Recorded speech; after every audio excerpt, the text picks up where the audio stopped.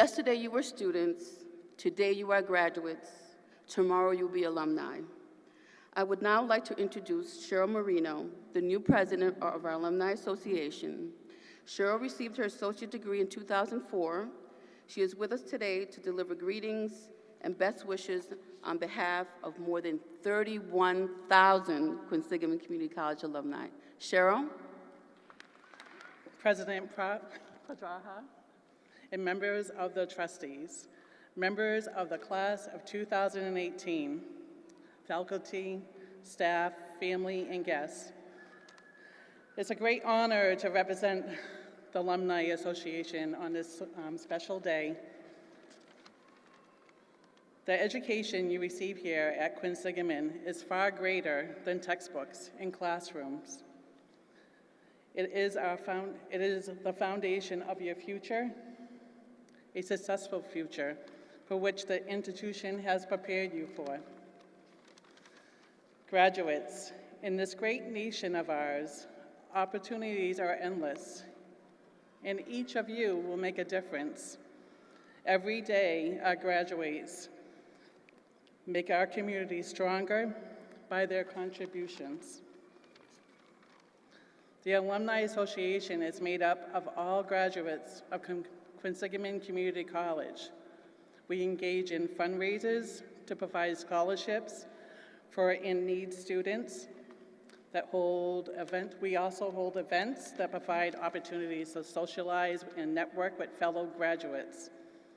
And as you come forward today, you will be presented with an alumni pin, welcoming you to the Alumni Association, and wear it proudly, as I have. Congratulations, class of 2018.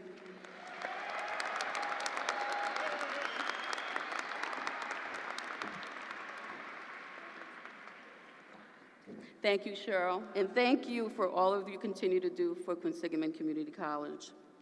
Class of 2018, today you will swell the ranks of QCC alums by nearly 1,400 of you.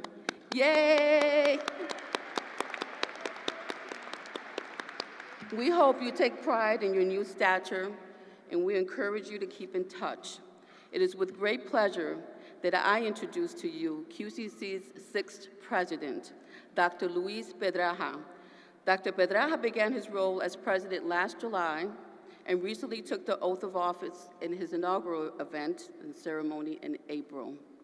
Please join me in welcoming your president, our president, Dr. Luis Pedraja.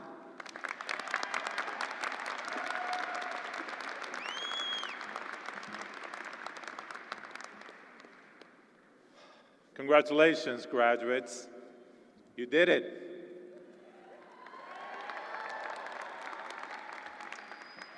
Your journey here began with a dream, a hope, a desire to transform your lives, to gain knowledge, and to gain the skills that will help you succeed, and to open new doors, to make this world a better place. Your journey, I am certain, has not come without difficulties, without challenges and obstacles. But your determination and your resilience, along with the support of friends and family, has brought you here today. I remember the day I graduated from college. As a first-generation college student, my family was so proud. The smiles on their faces as they posed with pictures will always stay with me. It was a time of celebration for completing an arduous journey. In the flurry of activity, one of my friends looked down at the degree that I was holding and said, "You spent all these years here to get that piece of paper. How does it feel?" It felt good. And I'm sure many of you feel good about it. But the words that I said to him surprised him a little bit. And I said, I did not come here all these years to get this piece of paper.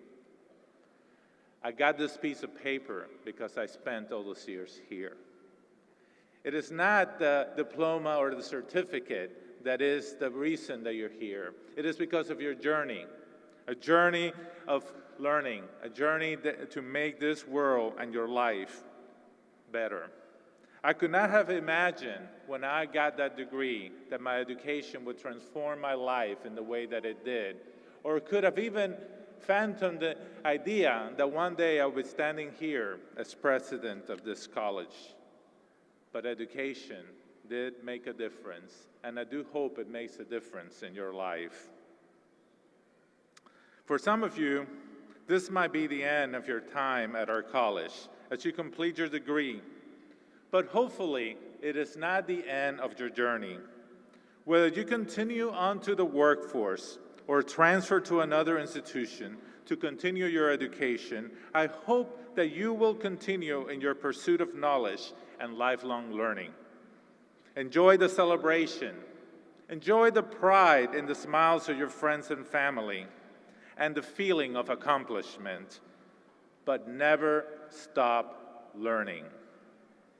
You are our ambassadors to the world, as alums, as wyverns, but it does not escape me that we are sending you into a world dominated by divisive discourse, a world fraught by inequality and filled with uncertainty and obstacles.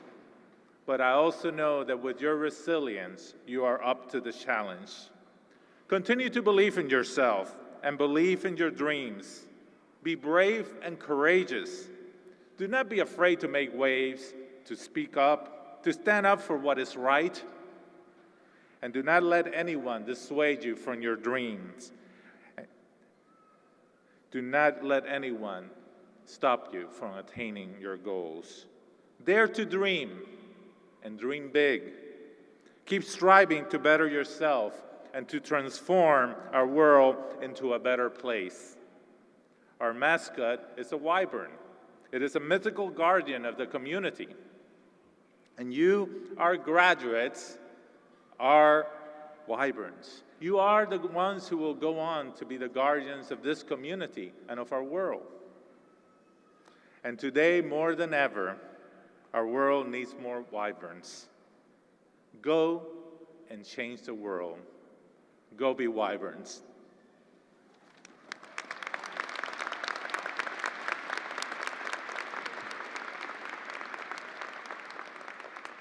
And now, it is my pleasure to introduce to you our keynote speaker, U.S. Senator Elizabeth Warren.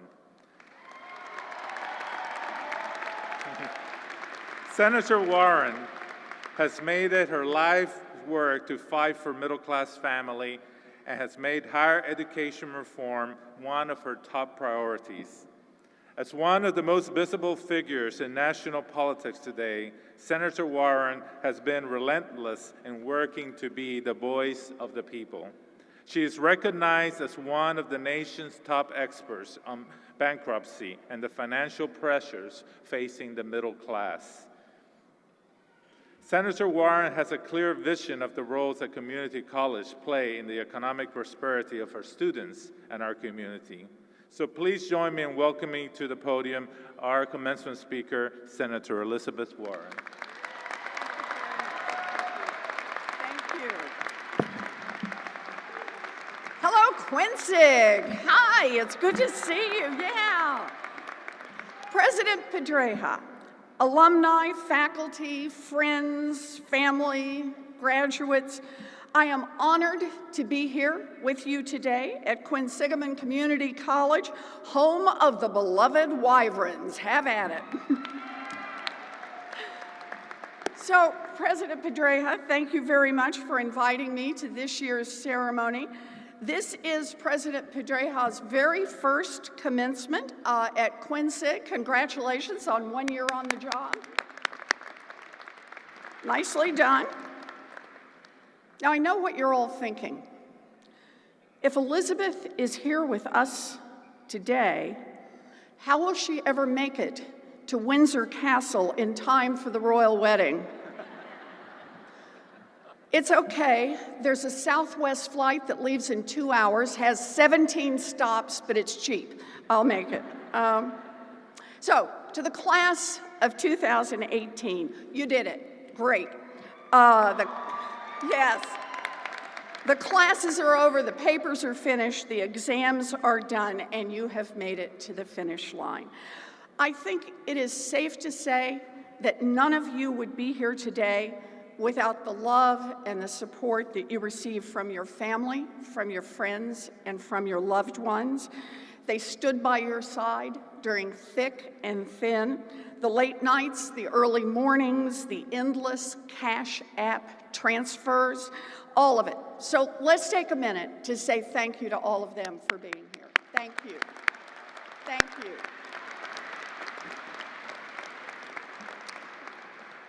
And we certainly can't forget the faculty, the adjunct professors, the staff who helped you get across the finish line. So let's hear it for all the educators here at Quinsig.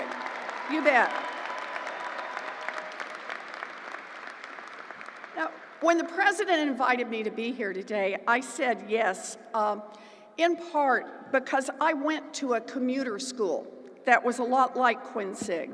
And I know that you are leaving campus with a quality education that will help you take the world by storm.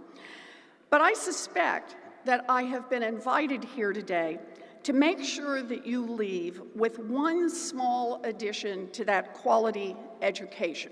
So I'm here to impart that last little bit of education. Later today, when you're celebrating with family and friends, they will give you all kinds of career advice.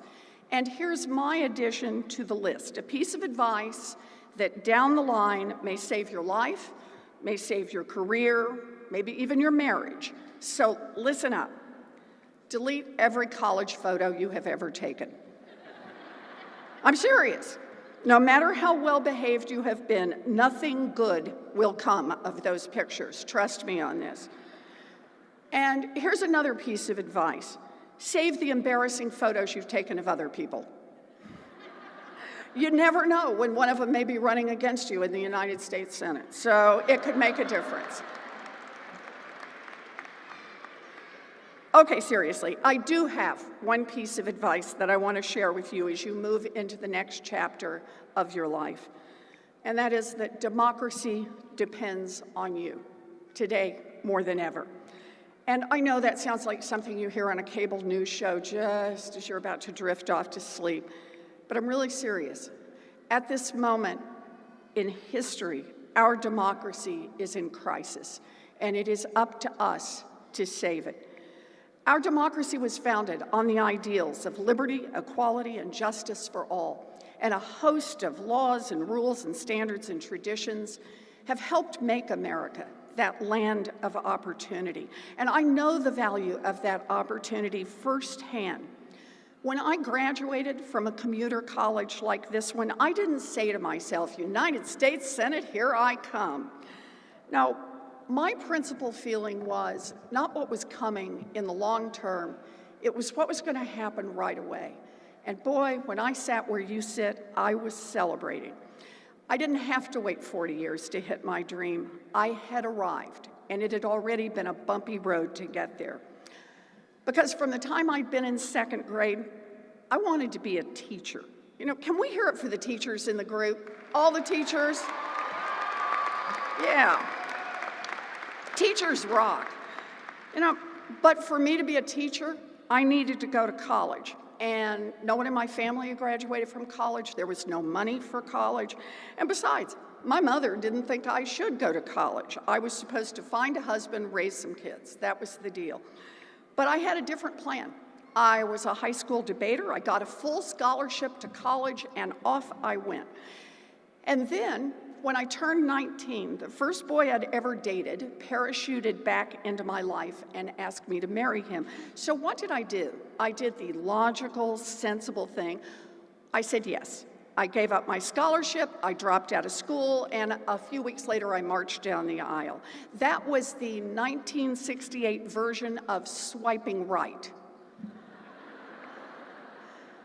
Now, I dropped out of college, but I didn't give up on the dream of becoming a teacher. And it was a commuter college that cost $50 a semester. that was my second chance. Yeah, take a deep breath and think about that price tag, $50. I found a school that I could pay for on a part-time waitressing job. I found it and I held on for dear life. And I eventually scraped together enough credits to graduate. The process wasn't easy. It was full of ups and downs and sideways slides. But this was my chance to do something, and I was deeply passionate about it. You might say I persisted. My story has a lot of twists and turns. Moving and babies and law school and divorce and remarriage, a 10-year-long fight against credit card companies that tricked people, a fight to build a Consumer Financial Protection Bureau to protect American families and to stick it to the banks. And then the first woman to be elected from Massachusetts to go to the United States Senate. Yeah.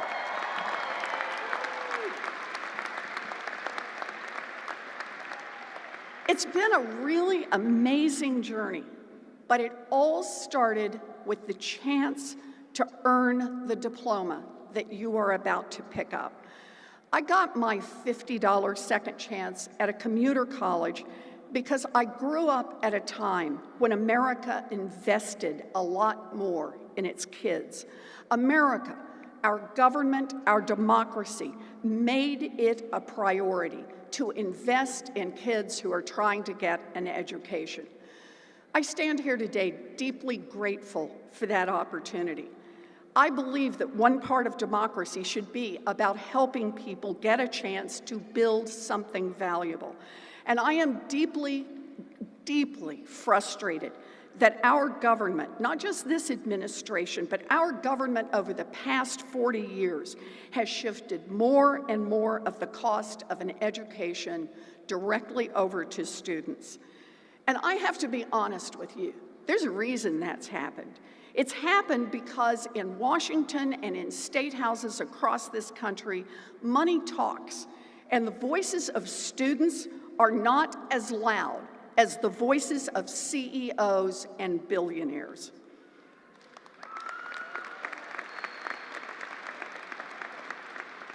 Our democracy is under siege.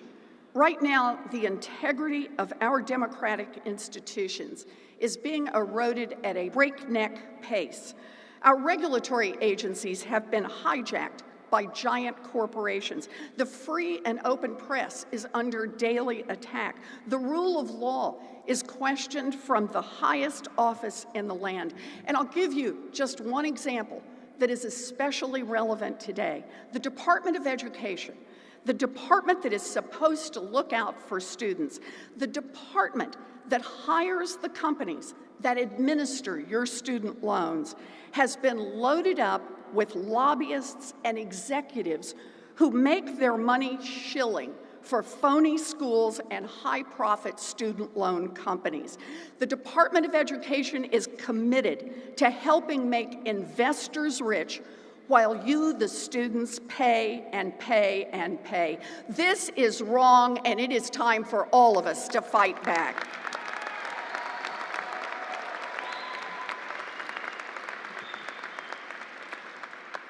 Okay, that's heavy. Heavy for a graduation speech and heavy for a group of people who were up really, really late last night partying. It is heavy, but I say it to you because I'm hopeful.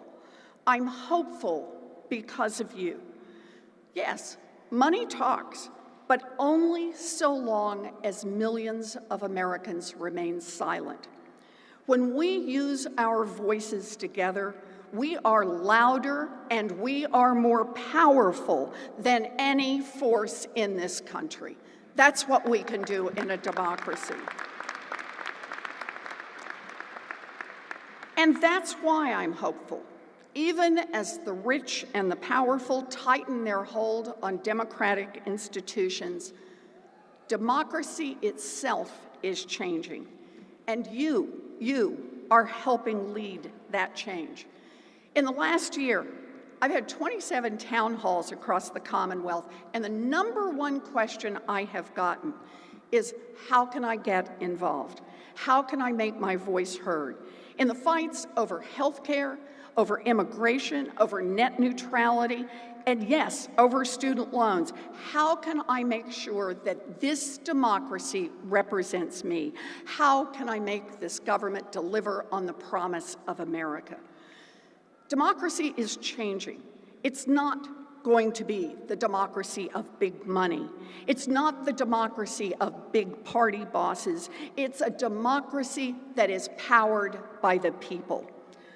This is a democracy that is led by women wearing pussy hats and carrying handmade signs who organized the biggest protest rally in the history of the world. I like that. This democracy is led by people who flooded every airport terminal across the country and said America cannot and will not ban Muslims from this country.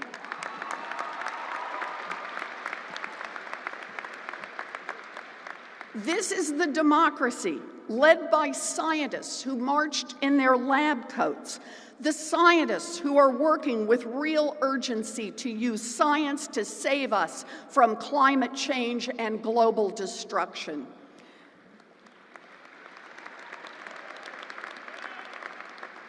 By the way, the Science March was like the coolest march ever, right? They had the best signs. My personal favorite was beer, brought to you by science, you know? Hang in there with that education. But this is a democracy led by people with disabilities who stormed the halls of Congress during the healthcare debates to put a face on Medicaid and argue for healthcare for all of us. This is a democracy led by dreamers who are as American as you and me and deserve their chance to dream.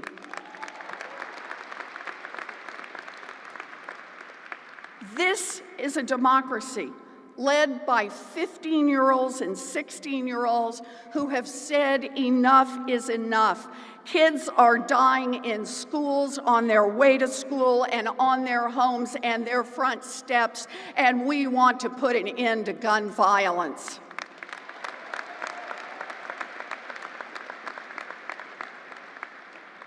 This is a democracy led by you, the class of 18. This is a democracy that depends on you. Make no mistake, we are a diverse nation. Just look around you. The stories and the backgrounds of the people at this ceremony are as diverse as they come. But even with all our differences, there is so much we have in common, so much we have to figure out together, so much that we cannot manage alone. Rising healthcare costs, climate change, the cost of college, reforming our criminal justice system, all of these issues affect our future. And here's the truth. Every step we take further into cynicism, retreating into our corners, digging in with resentment and suspicion, is another step away from solving the problems that threaten to destroy our democracy. So whether Quinsig is the first stop in your journey or the beginning of your second chance or your third chance, jump into the fight to save our democracy. We need your voices, we need your perspectives, we need your experience. Democracy depends on you. So get in the fight, class of 2018. And if you don't know how to start, I'm going to give you 3 suggestions. First, join a group.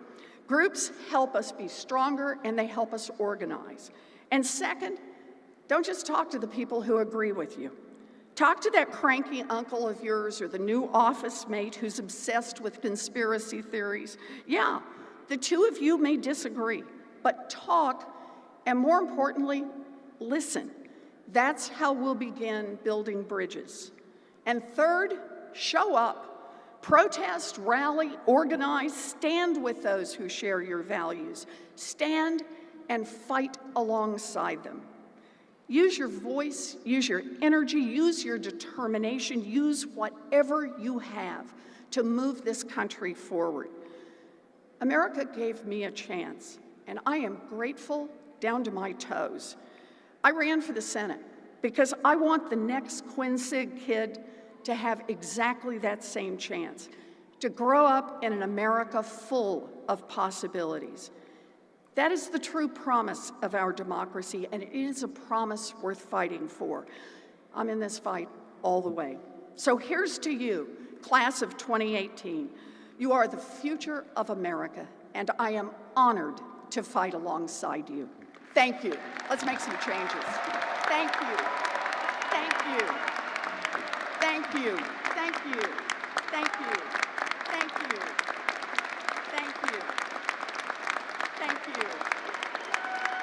We're going to do this. Thank you.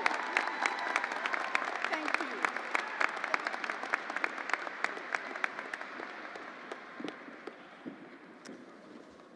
Thank you, Senator Warren. It is truly a pleasure to have you here with us today. Thank you for your speech. The college has established a tradition of honoring worthy retiring professors with the title of Professor Emeritus. To receive this honor, one must have achieved the rank of full professor, served many years as a full-time member of the Quinsigamond faculty, and be deemed worthy of being acknowledged for excellence in teaching and for personifying the mission of the college in the community. This year, we'll bestow this honor on 4 retiring professors, one of which is with us today. To assist me in presenting her Emerita medallion is Vice President of Academic Affairs, Nancy Schoenfeld.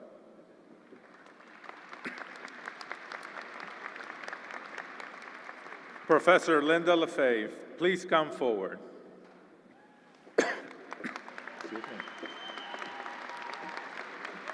It is my pleasure to confer upon you the title of Professor Emerita of Radiologic Technology in recognition of your 34 years, wow, of excellence in teaching and service at Quinsigamond Community College. This medal indicates how highly respected you are by your students and your colleagues. Congratulations, and our very best wishes to you for your happiness and health as you enter into retirement. Your impact in this college and on Worcester's community will long be remembered. Congratulations. Thank you very much. Yeah.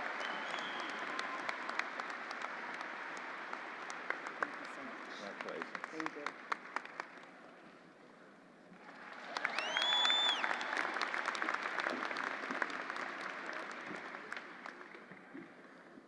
I would now like to acknowledge the presence of other distinguished professors and administrative emeriti in our audience today.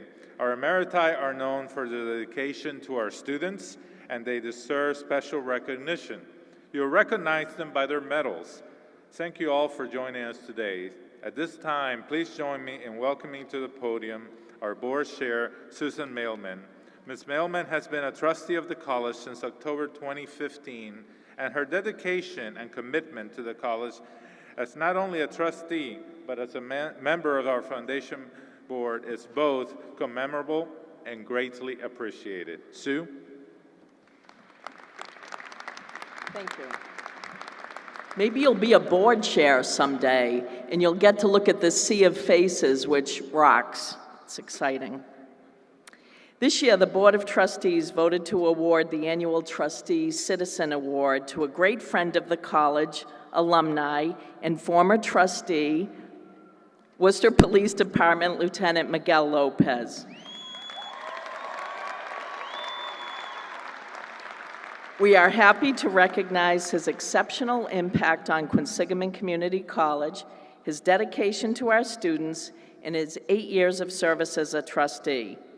The Trustees Citizen Award reads, Quinsigamond Community College, Worcester, Massachusetts, Citizens Award presented by the Board of Trustees to Miguel A. Lopez in grateful recognition of your many years of outstanding support for the students, faculty, and staff of Quinsigamond Community College.